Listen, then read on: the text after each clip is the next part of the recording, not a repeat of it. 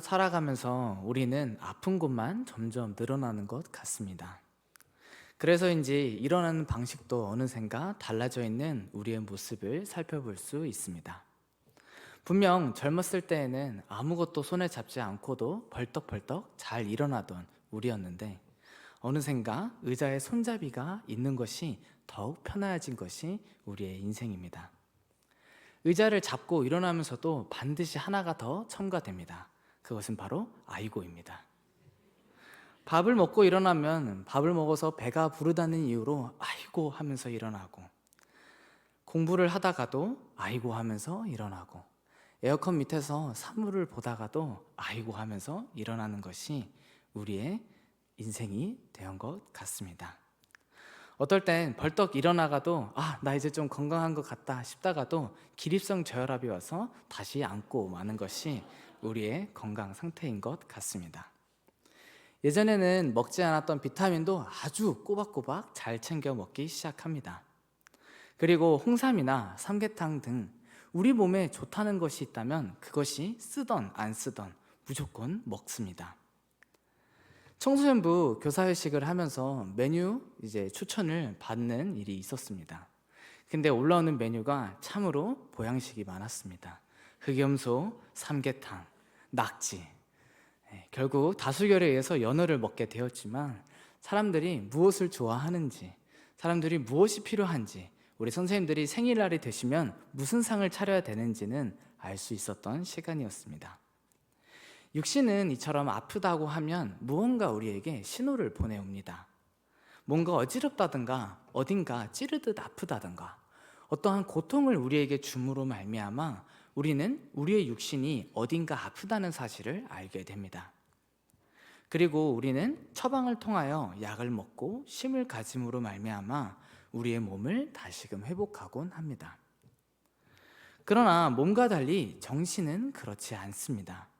우리의 영혼이 어딘가 병들어 있다는 것을 우리는 발견하기 참 쉽지 않습니다. 그리고는 어느 순간 갑작스럽게 번아웃이 찾아와 정신적으로 무척이나 피로하고 지친 상황을 마주하게 됩니다. 그러면 몸이 아픈 사람과 전혀 다를 바 없는 삶을 살아가게 됩니다. 영혼이 병들기에 몸도 아픈 모습을 띠며, 때로는 몸이 아프기에 영혼이 병들기도 하는 것, 그것이 바로 우리의 연약함입니다. 근데 여러분, 그거 아시나요? 이러한 상황이 우리의 눈앞에 펼쳐진다 하더라도 우리는 한 가지만 있으면 됩니다. 우리는 그 가운데 내가 이를 극복할 수 있을 것이다, 내가 이 가운데 다시 살아나리라, 그런 희망만이 있다면 우리는 그 상황이 어떤 상황이든 간에, 나의 고통이 어떤 아픔이 있던 간에 우리는 그 자리에서 일어날 수 있습니다.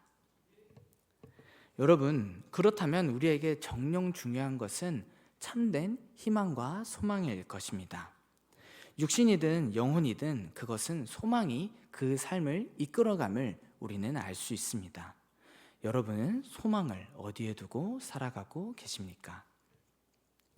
오늘 우리가 읽은 본문의 시작은 유대인의 명절날 예루살렘으로 올라가신 예수님으로부터 시작합니다. 2절부터 4절까지 기록되어 있는 말씀은 베데스다라는 못이 있었고, 그 못 주변에 펼쳐지고 있는 예루살렘의 환경을 보여주고 있습니다. 여기에 기록되어 있는 베데스다라는 단어는 은혜의 집, 자비의 집이라는 뜻을 가지고 있습니다. 이 못에 대한 설명을 살펴보면 그렇게 불릴 만한 이유가 충분해 보입니다. 4절에서는 물이 움직일 때 그 물에 가장 먼저 들어가는 사람은 어떤 병이든 낫게 해준다는 사실이 존재합니다. 이로 말미암아 나음을 입은 자들이 있었기에 그곳은 천사가 내려와 은혜를 베푸는 곳이야 라고 말하며 은혜의 집이라 불린 것은 아닌가 싶습니다. 어찌되었건 그곳은 은혜의 집이었고, 아픈 사람들은 그곳에 모여들어 내 병이 낫기를 바라며 모여들었습니다. 3절은 다음과 같이 얘기합니다. 그 안에 많은 병자, 맹인, 다리 저는 사람, 혈기 마른 사람들이 누워 물의 움직임을 기다리니. 아멘. 그곳에는 육신에 병이 든 많은 이들이 모여 있었습니다. 그들에게는 분명한 한 가지 희망이 있었습니다. 그것은 바로 내가 저 물이 울렁이는 그 때가 되었을 때 내가 가장 먼저 들어가기만 하면 나는 나음을 얻을 수 있다는 희망입니다. 그렇기에 그 수많은 환자들이 그 가운데를 모여서 중심으로 서서 그 물이 움직이만을 바라보며 기다리고 있었습니다. 자신들에게 생명을 가져다 줄, 자신들의 병을 낫게 해줄 그 못만 바라보며 많은 환자들은 기다리고 있습니다. 그 못이 자신을 낫게 해줄 희망이 있기에 소망을 가지고 그 베데스다 못 근처에 서서 그 못만 바라보고 있는 것입니다. 그러한 상황 가운데 오늘 말씀은 5절에서 한 사람에게로 초점을 모읍니다. 그 수많은 환자 가운데 있었던 38배 된 병자를 가리킵니다. 그는 병에 걸리고 38년의 세월을 보낸 병자입니다. 그 또한 나음을 받기 위하여 베데스다 그 못에 희망을 걸고 나아왔습니다. 다른 환자들과 마찬가지로 자신 또한 그 물이 움직일 때 들어가기만 하면 자신은 나을 것이라는 믿음과 희망을 가지고 그 병자는 그 자리 가운데 나와 기다리고 있었습니다. 여러분, 그가 그 자리에서 몇 년을 보냈는지 우리는 잘 알지 못하지만 그는 여전히 병자라는 사실은 확실한 사실입니다. 그가 그곳에 있었던 순간들이 있었겠지만 소망을 가지고 베데스다 은혜의 집을 찾아왔지만 그는 여전히 아픈 몸을 가지고 있는 병자일 뿐입니다. 그는 나음을 받지 못한 자였고 7절에서는 그가 이렇게 고백합니다. 병자가 대답하되 주여 물이 움직일 때 나를 못에 넣어주는 사람이 없어 내가 가는 동안에 다른 사람이 먼저 내려가나이다. 그는 예수님이 오셨을 때 누워 있었던 것과 7절에서 말하는 것처럼 자신을 넣어주는 사람이 없다고 얘기하는 것, 그가 내려가기 전에 다른 사람들이 먼저 들어갔다는 사실을 비추어 볼 때 그는 다리가 몹시 불편한 사람일 것입니다. 그러한 그를 살펴주며 그의 고통을 헤아리며 그를 베데스다 못에 넣어주는 사람이 없는 그였기에 그는 그저 홀로 그 자리에서 애쓰며 자신이 베데스다, 그 유일한 희망, 자신이 나을 수 있는 유일한 길인 베데스다에 자신의 인생을 걸고 나아왔습니다. 그러나 우리가 앞서 읽은 7절의 말씀과 같이 그는 홀로 애쓰며 그 자리 가운데 나아왔지만 결국 아무도 도와주는 이가 없어 결코 아무것도 이룰 수 없는 죽은 희망 가운데 살아가는 병자가 되고 말았습니다. 그는 그 소망을 바라보지만 그 소망은 결코 다다를 수 없습니다. 저기 보이는 저 못에 내가 몸을 담그기만 하면 되는데, 누가 나를 들어서 저 못에 넣어주기만 하면 되는데 나를 돕는 이도 하나도 없으며 나는 저 못에 먼저 들어갈 방법조차도 없는 나는 38년 된 병자일 뿐인 것입니다. 그는 희망을 가지고 베데스다 못에 나아왔지만 그가 홀로 나와 있는 상황이기에 아무도 그를 도와주지 않는 상황이기에 그는 도리어 절망 가운데 나아가고 있는 것입니다. 그것이 오늘 본문에 등장하는 38년 된 병자의 상황입니다. 그리고 예수님은 그러한 절망 가운데 있는 38년 된 병자 가운데 찾아오셨습니다. 절망 가운데 빠져 있으며 어쩌면 지독한 패배감에 휩싸여 있을 그에게 예수님께서는 발걸음을 옮기셔서 그 수많은 환자들에게 그 가운데 있는 38년 된 병자에게 찾아가십니다. 예수님의 시선은 다른 수많은 환자들에게 주어 있지 않습니다. 38년 동안 아무런 도움조차 받지 못한 채 세상에서 그저 누워서 베데스다 문만 쳐다보고 있는 그 희망 없는 편자에게 예수님은 발걸음을 옮기셨고 그 병자에게 시선을 두십니다. 그가 어떤 상황인지, 그의 여건이 어떤 상황인지 모든 것을 아시고 그를 찾아가십니다. 그리고 그에게 다가가 이렇게 질문하십니다. 내가 낫고자 하느냐? 여러분, 이 질문은 어찌 보면 당연한 질문일 수도 있습니다. 여러분, 만약에 우리들이 아픈 곳을 지니고 있으며 우리의 육신이 그것으로 말미암아 심각한 고통 가운데 있다면 당연히 그 마음에는 낫기를 바라는 마음이 있을 것입니다. 38년 된 병자에게도 마찬가지였을 것입니다. 그러나 이 대답에, 이 질문에 병자는 도리어 이렇게 대답합니다. 내가 낫고 싶습니다 라고 대답하는 것이 아니라 나를 도와주는 사람이 아무도 없습니다 라고 말입니다. 그는 이미 누운 지 오래된 사람임은 분명합니다. 그저 몇 년 정도가 아닌 무려 38년 동안이나 병자가 된 사람입니다. 그에 앞서서 다른 사람의 도움으로 들어간 사람들도 여럿 있었을 수도 있습니다. 어쩌면 그는 그저 멍하니 누워서 못에 들어갔다가 회복되어 나오는 사람만 보기 일쑤였을 것입니다.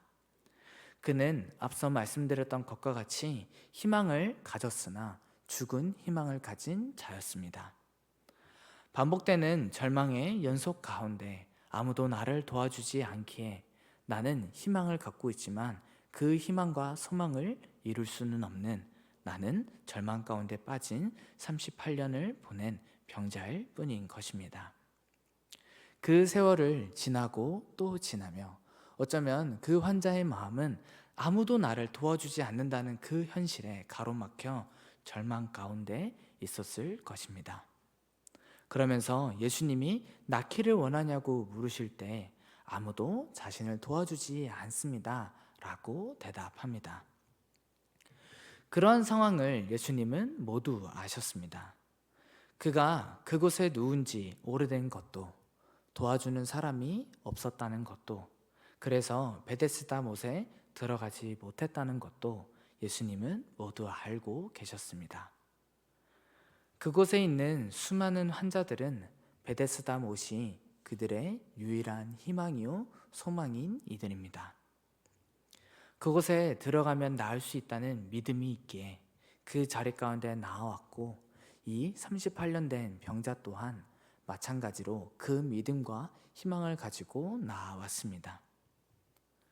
그러나 그들은 진정 생명이시고 소망이신 예수님이 그들 앞에 놓여 있음에도 불구하고 이 38년 된 병자 또한 예수님이 누구이신지도 알지 못한 채 그저 나를 도와줄 수는 없겠소, 나를 저 못에 넣어줄 수는 없겠소 라고 얘기하는 수준에 그치고 합니다. 그리고 그는 아마 여전히 베데스다 못만 바라보고 있었을 것입니다. 38년 된 병자는 결코 들어갈 수 없는, 이룰 수 없는 헛된 소망 가운데 세월을 허송되게 보낼 뿐이었습니다. 그의 몸과 마음은 이미 절망적인 상황이었을 것이고, 그러한 예수님께서 찾아오셨을 때 그는 예수님이 누구이신지 알아보지 못합니다. 그렇게 예수님께서는 그 가운데 다시금 찾아오셔서 그에게 질문하십니다. 내가 낫고자 하느냐? 애당초 주님은 그를 낫기 위해, 그에게 나음을 주기 위해 그곳으로 발걸음을 옮기셨습니다. 명절 가운데 그곳으로 갈 이유는 없습니다. 예수님은 유대인의 명절에 따라 예식을 치르시고 명절을 보낸 후 다시 돌아가시면 됩니다. 그러나 예수님께서는 마치 그곳에 환자들이 있음을 아시고, 그리고 그 가운데 38년 된 병자가 누워있음을 이미 아셨기에 그 자리 가운데 발걸음을 옮기신 것입니다. 그래서 유대인의 명절 가운데 올라오신 예수님은 바로 그 발걸음을 옮기셔서 베데스다 못으로 향하신 것입니다. 그리고 그 베데스다 못으로 찾아가셔서 38년 된 병자에게 질문하신 것입니다. 내가 낫고자 하느냐? 그 질문에 병자는 7절의 말씀과 같이 대답하였음을 우리는 알 수 있습니다. 근데 여러분은 이 대답에서 환자의 어떠한 마음을 찾으실 수 있으신가요? 여러분, 환자가 이 대답을 하는 데에는 그 대답의 밑에 깔려 있는 그의 의식이 있습니다. 여러분, 그 의식이 무엇인지 알 수 있으신가요? 여러분, 만약 여러분이 38년 동안 아무도 도와주는 사람이 없고 아무도 나를 도와주는 사람이 없기에 내가 나을 수 없고, 내가 저 베데스다 못, 내가 유일하게 희망을 걸고 있는 그곳에 나를 데려다 줄 사람이 없고 나 스스로도 그곳에 갈 수 없는 상황임을 잘 알고 있는 상황이라면 여러분은 어떻게 대답하시겠습니까? 아마 저였다면, 아니요, 난 글렀어요. 아무도 날 도와주는 사람도 없고 나는 살 희망도 소망도 없는 나입니다 라고 대답했을 것입니다. 그러나 병자는 그러한 말은 하나도 하지 않은 채 누가 나를 넣어주지 않아서 내가 나음을 받지 못하고 있습니다 라고만 얘기합니다. 저는 이 말씀을 읽었을 때 한 가지, 환자는 이런 마음을 가지고 있지는 않은가 생각해 보았습니다. 누군가 나를 도와주기만 한다면 나는 나을 수 있습니다. 누군가 나와 함께 해주기만 한다면 나는 나을 수 있습니다. 누군가 나를 저 못에 넣어주기만 한다면 나는 나을 수 있습니다. 여전히 나음을 잊고 싶은 소망과 마음의 신락 같은 희망을 가진 채 그 자리 가운데 누워있는 것, 그것이 38년 된 병자의 마음이 아닐까 싶습니다. 그리고 그러한 병자를 향하여 주님께서 말씀하십니다. 8절 말씀 우리 함께 읽도록 하겠습니다. 예수께서 이르시되 일어나 내 자리를 들고 걸어가라 하시니. 아멘. 예수님은 나음을 잊고 싶은 그 마음으로 가득하지만 헛된 소망으로 말미암아 아무것도 이룰 수 없으며 그저 베데스다 못만 허망하게 바라보고 있는 그 병자를 향하여, 자신의 상황만을 한탄하던 38년 된 병자를 향하여 다음과 같이 말씀하셨습니다. 일어나 내 자리를 들고 걸어가라 하시니. 그리고 예수님의 말씀에 따라 병자는 일어 나음을 입었습니다. 그리고 그 즉시 자신이 누웠던 그것을 들고 일어나 걸어가는 모습을 보여줍니다. 아무도 도와주지 않았습니다. 그저 헛된 소망만 가진 채 베데스다 못만 우두커니 볼 뿐이었습니다. 그러나 그에게 참 소망이신 예수 그리스도께서 찾아와 주셨고 그 38년 된 병자에게 나음을 허락하시며 그로 하여금 일어나 걸어가게 하셨습니다. 9절의 마지막은 다음과 같이 기록합니다. 이 날은 안식일이니. 자리를 들고 가는 것이 안식일에는 합당하지 않습니다. 그에게는 그 안식일에는 일어날 일도 자신에게는 일이었기에 유대인의 법에 따르면 자신은 그 법을 어기는 사람이 되는 것입니다. 그러나 그때에 찾아오신 예수님이 그때에 찾아와 그에게 말씀하셨을 때 그는 나음을 입었고 그렇기에 그는 그때에 일어나 나아갈 수 있었던 것입니다. 자리를 들고 나가는 것이 맞지 않지만 이때가 아니면 그는 나음을 받을 수 없으며 그는 일어날 수도 없습니다.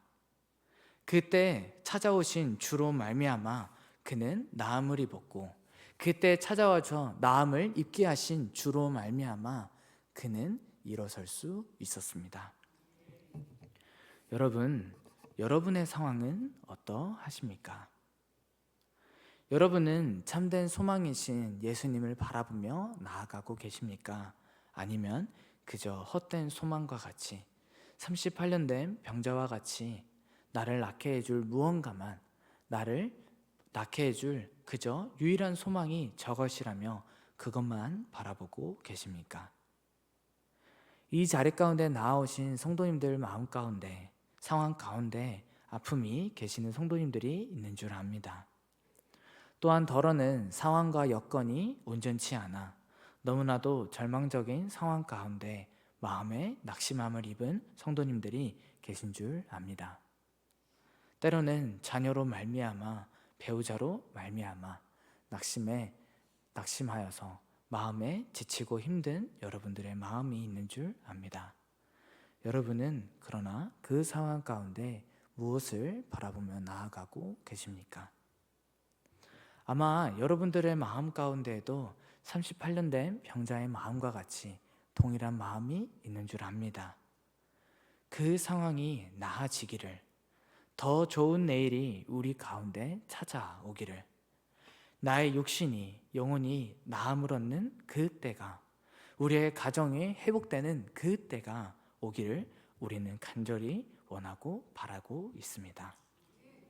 그러나 여전히 변하지 않는 상황 가운데 어쩌면 우리는 너무나도 많은 것을 잃어버렸는지도 모릅니다.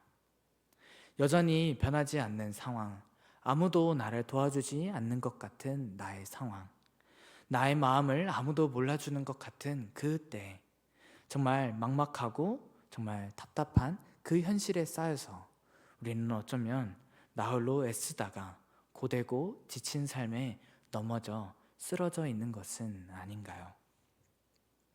그 상황 가운데 있다 보면 우리는 모든 것을 놓아버리고 싶고 그저 누워만 있고 싶을 수도 있습니다.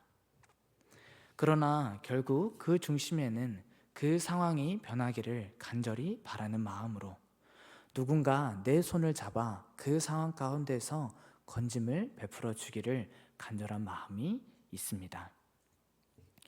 흔히들 말합니다. 그때일수록 더욱 기도하라고, 그때일수록 더욱 찬양하라고, 그때일수록 더욱 말씀을 읽으라고, 더욱 하나님을 구하고 찾으라고 말합니다.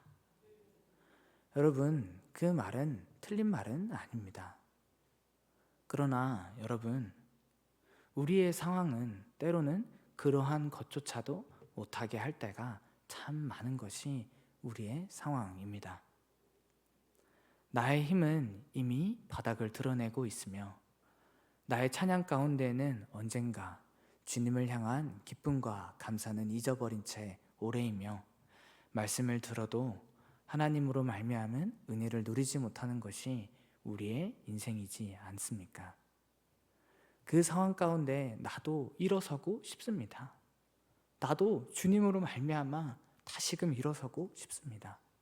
누군가 나를 도와준다면, 누군가 나의 손을 붙잡아 일으켜 세워준다면 나는 일어날 수 있을 것이라는 희망을 가지고 조금이라도 나의 상황이 변화되기를, 조금이라도 나의 상황이 나아지기를 바라는 마음 가운데 있지만 내가 너무나도 힘이 들고 낙심되어 더 이상 기도할 수 있는 힘도 잃어버린 채 낙심하며 절망하며 쓰러져 있는 것, 그것이 어쩌면 우리의 인생일 수도 있습니다.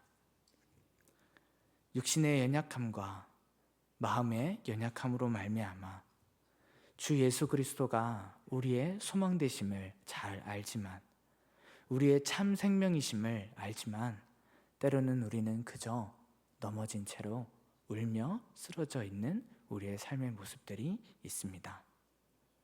주님께 나아가고 싶지만 주님께 나아가는 것조차 버겁게 느껴질 때가 너무나도 많습니다. 그렇게 우리는 자리에 누워 일어나지 못하고 있습니다. 그것이 우리의 연약함입니다.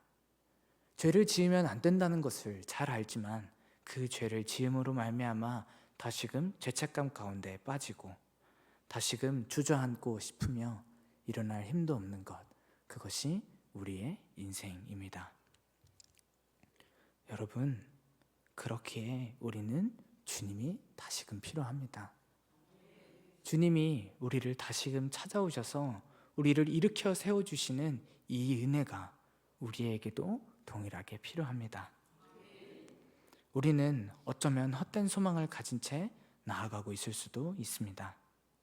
그러한 우리를, 누워서 그저 헛된 소망만 바라보고 있는 우리를 다시금 일으켜 세우실 주 예수 그리스도로 말미암은 은혜가 우리에게는 다시 필요합니다.